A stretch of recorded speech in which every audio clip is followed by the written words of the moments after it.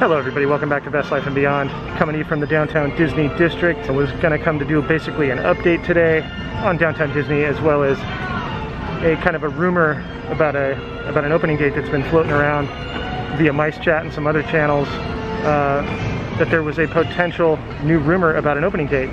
But it turns out, while I was here, literally while I was here doing my update, a statement was issued by Josh D'Amaro saying that there's going to be 28,000 layoffs in the Disney parks. Now, that most likely means, I would say, worldwide. I'm not certain that it's, just the West Coast or just America. It also states that 67% of those layoffs are part-time employees, and this comes as a pretty shocking blow, and also kind of bad news in regards to that rumor that I'm going to talk about. I know that we're about to enter the fourth quarter, and that these decisions obviously are made because the effect it has on the bottom line. I'm not an economist, I'm not a business person, but I can tell you that obviously this last quarter of 2020 is important for the Disney parks to try to regain just a fraction of the giant losses they've received due to the issue that I don't need to actually mention. So how is this going to affect what we have now as far as the downtown Disney district? How is this going to affect the potential opening that I'm going to discuss? I don't know, but this is not a good sign, and it's not good news. Our cast members work really hard. They love working for Disney. It's a passion for most, if all of them, that I've ever experienced, the ones that I've talked to. They really enjoy working for the Disney company. They have the Disney magic inside of them. They like to spread that around to the public, to all the Disney fans that come to enjoy the parks. And this just comes as a big shock and a big letdown. And it also reflects on what I'm going to talk about as far as how the state has handled or not handled this situation, with its lack of feedback when the city of Anaheim as well as the Disney parks have pleaded with the state to provide guidelines that are necessary to open the park and to allow the rest of the businesses in the Anaheim area, whether it's hotels, restaurants, or other businesses in this area, to sustain themselves, and for the folks that work for these industries to be able to take care of their families and provide for their families, because we all know that unemployment for most isn't enough.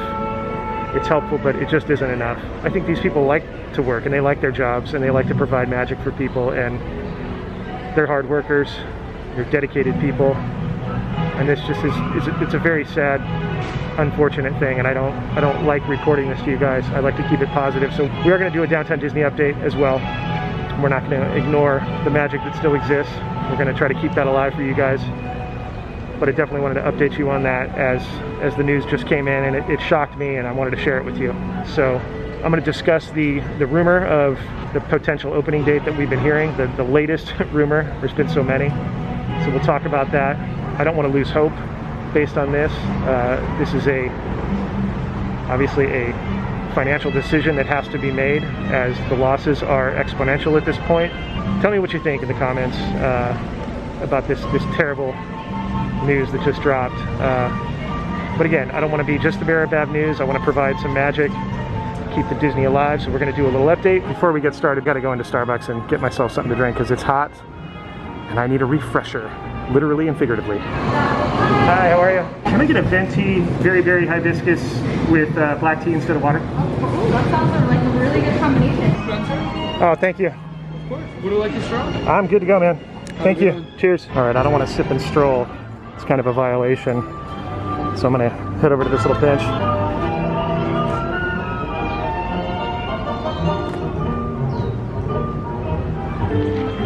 Okay, should get me at least maybe halfway through downtown Disney. Time to remask. So here's the first big update. This is pretty amazing. This has been up for about a week. It's a mural celebrating the life of the actor Chadwick Boseman, and it's entitled King Chad, which is very appropriate. It shows Boseman sharing a moment with a child that is suffering from cancer, wearing a hospital gown and dressed as the Marvel superhero Black Panther.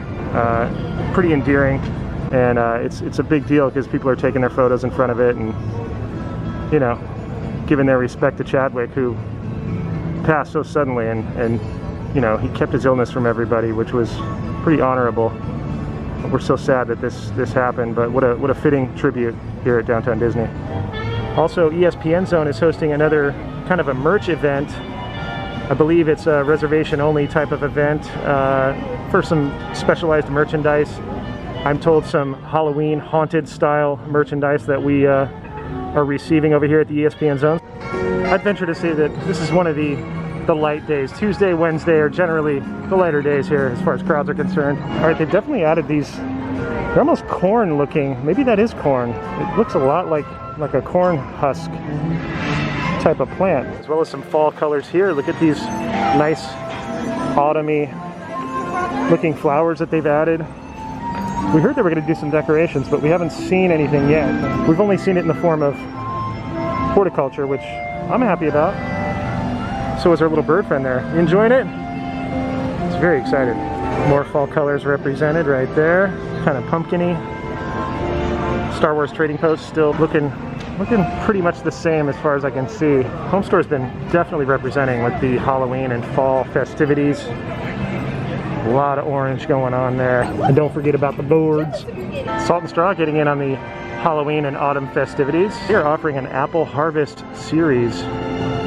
Applesauce cake with cream cheese frosting, Beecher's cheese and apple pie, and a hopped apple cider sorbet. Say that 5 times fast. The horticulture team again coming correct with, what do they call these? Are these willows, cattails? What are these called? I've seen these.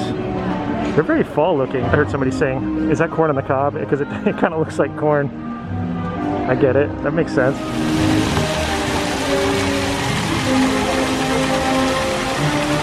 Not too bad of a line developing for World of Disney today. What I would call a walk-on. Hello. Hey, man. Hi there. We're gonna just stroll in. A couple new things here that we'll peruse over. Right, Donald? Creepy and quacky. All right, entering World of Disney. You are instantly greeted with the best air conditioning in this entire shopping district. Make no mistake. And you know I'm a fan of Haunted Mansion. My favorite attraction, but look at these cool sweats for $44.99, emblazoned with mansion decor. Hitchhiking ghosts, kind of in an interesting shadowy stencil perspective. A couple other characters represented there. Those are pretty cool. Also just noticed these Haunted Mansion pops of Victor Geist playing the old 20,000 Leagues Under the Sea organ there. Looks like he glows in the dark. He's got that kind of greenish glow to him.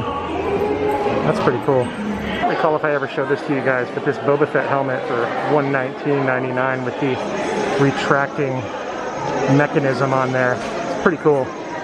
Complete with battle damage, yes. And a lot of Mandalorian stuff hitting the shelves. There's that sword, we saw that a while back. It's something that's become ever popular for any Disney fan is the shoulder plush. And now, there's a child shoulder plush. He's happy to be on your shoulder and watch your back. Kind of cute. Speaking of the child, this is like a travel blanket that kind of cinches up into this nice little package. It's just like his little pod that he rolls in. Super plushy, $39.99 for that little guy. And representing the original franchise, the 40th anniversary Empire gear. I like this a lot. That's nice. Very classy. Classy move, Disney. Here's something that's pretty cool that won't put you out too much. $8.99 for a couple of Pez dispensers from The Mandalorian. Size appropriate. And it looks like there's some Pez candy in there as well. That's pretty neat. And I am not mad at that shirt. I like that. Really simple. I like the font. Looks like a comfortable shirt. And I like his ears. Look at they're kind of reminiscent of a Mogwai. Right? Gremlins? I don't know. Maybe that's just me. And the child mug is really interesting. I don't know how easy that would be to sip out of that in that circular shape. I imagine it would drip all over me, but sometimes mugs are just meant to be displayed. I know a lot of people like to display them. And if you got confused, there's a logo on the back to tell you that it's The Mandalorian, the child. I'm also told that these orange ears just came out for Halloween. Very appropriate. Corduroy, little plaid pattern to offset the orange there. That's pretty nice. I may have said this before, but it's kind of appropriate to the subject matter we're talking about today because we're talking about opening dates. We're talking about speculation of when Disneyland will open or reopen. So I wonder when on that calendar we could actually mark the day. We're gonna discuss that pretty soon here. And let's not overlook this calendar, which I probably would choose over the other one because it's all attraction based. That's pretty neat. I like that a lot. Even a little Epcot and Animal Kingdom represented on there. Some $5 pins, of which I like this one the most. Hands off my bounty. Hands off my candy, basically is what he's saying.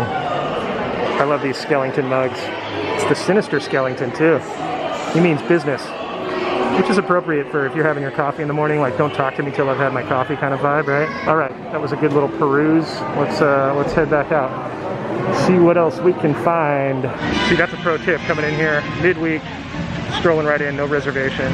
That's the way to do World of Disney. The old poppy fountain still doing its thing, appropriately colored for this time of year. Just fits right in. But we're gonna wander out to the Esplanade, check out the gates, get up close and personal with the parks as close as we can. Plus I want to sit back somewhere and enjoy the rest of this because you're not allowed to sip inside World of Disney as well. So I just had it in my clutches, waiting till I could get over here to the Esplanade area and kind of maybe hide out and have a few sips. All right, DCA, Disney California Adventure. Looks like we got a cast member in there making some preparations, maybe setting up some new signage. All right, let's talk about this update, this opening rumor that we keep hearing about.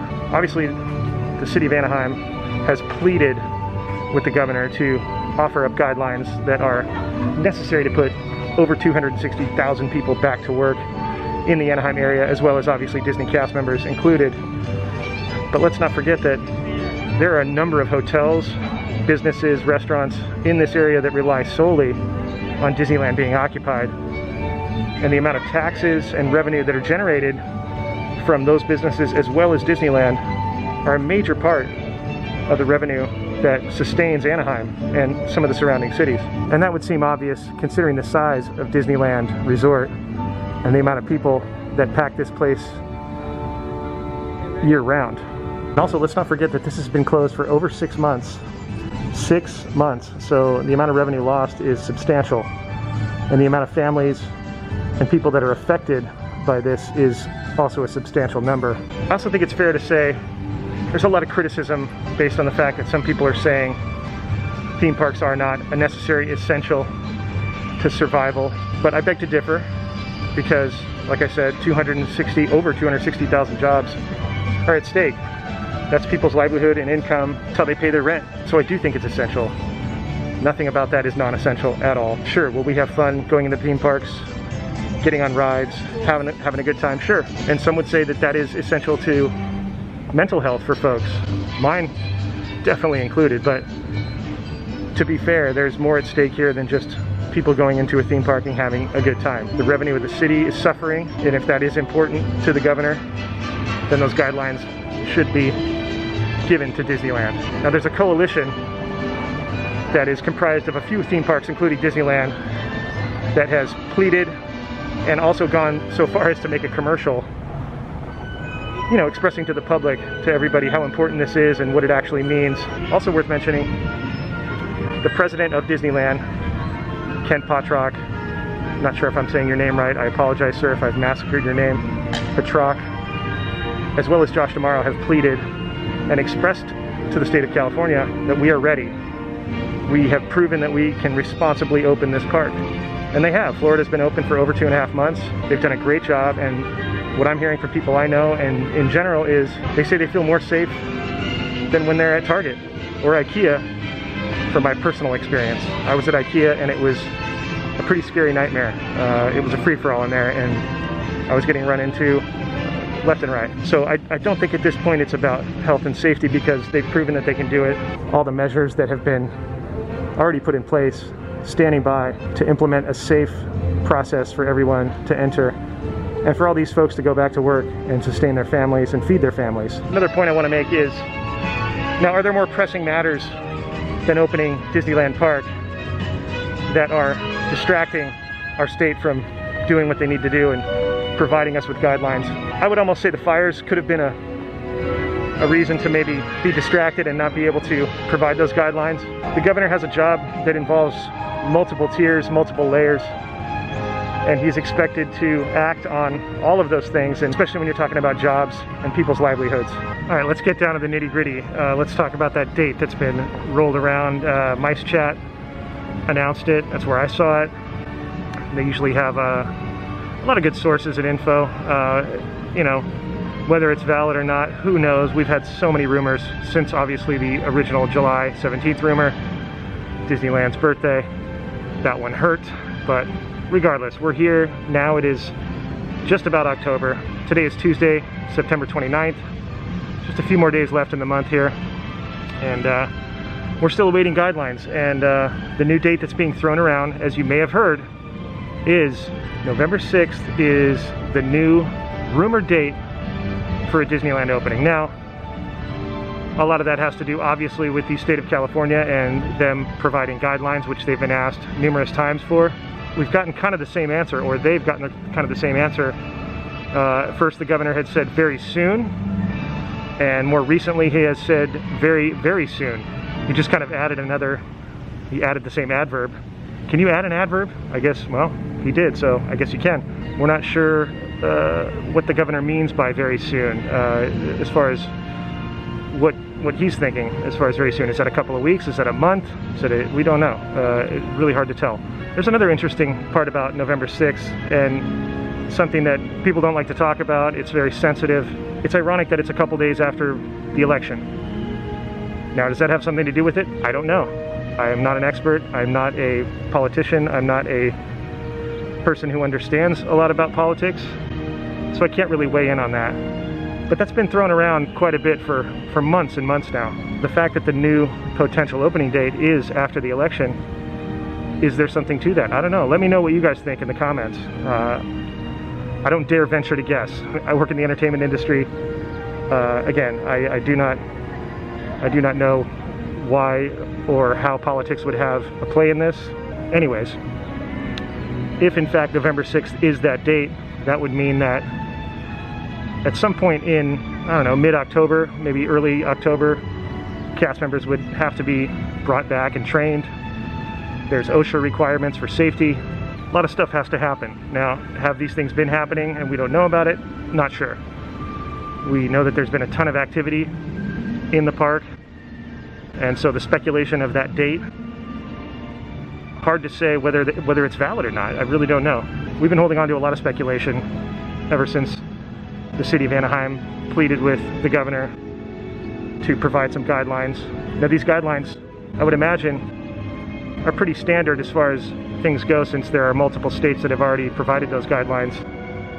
Whether there's an alteration or a difference because of California or, you know, Anaheim, I'm sure that the adjustments are minor. I know Disney has expressed that they want to exceed those guidelines. They want to prove beyond a reasonable doubt that they can do this safely, as they have in Florida, which is impressive nonetheless. So as we wait patiently for that date, November 6th, let me guys know what you think. Do you think there's any validity to that? Is this just another rumor that's going to be flying around and then get squashed? And will Disneyland even open this year? Some say no. I feel like there is hope. I feel like the start of the fourth quarter is in October. I feel like if they can salvage any part of this year for these last couple of months, they're going to try to. It would be the smart thing to do. It would be the considerate thing to do for these people and these families that are all out of work, who want to go back to work. They've expressed that they want to. They've seen how things have gone in Florida, and they want to be a part of it. And they want to get back to feeding their families and not have to rely on the unemployment system for their revenue, which for a lot of families is not enough. So that's the update. November 6th, keep your fingers crossed, guys. Tell me what you think. Tell me how you feel about all this. I'm merely stating the facts and the evidence that's out there. My opinions really don't matter. I want those over 260,000 jobs to be restored, and I want people to get back to some sort of semblance of their lives, safely and responsibly. So I think at this point the guidelines are more needed than ever. All right, guys, well, that's going to wrap it up. Downtown Disney. Again, 28,000 jobs are going to be affected in the Disney parks and experiences area. We're just hoping that maybe something good will come, maybe some guidelines will be sent our way at some point, and if so, we can move forward with that. So hope you guys enjoyed this little update, leaving you from downtown Disney. Think good thoughts, think positive. That's all we can do at this point. And if you like this video, make sure to give it a big thumbs up, subscribe to the channel, and we'll see you next time on Best Life and Beyond. Bye bye, everybody.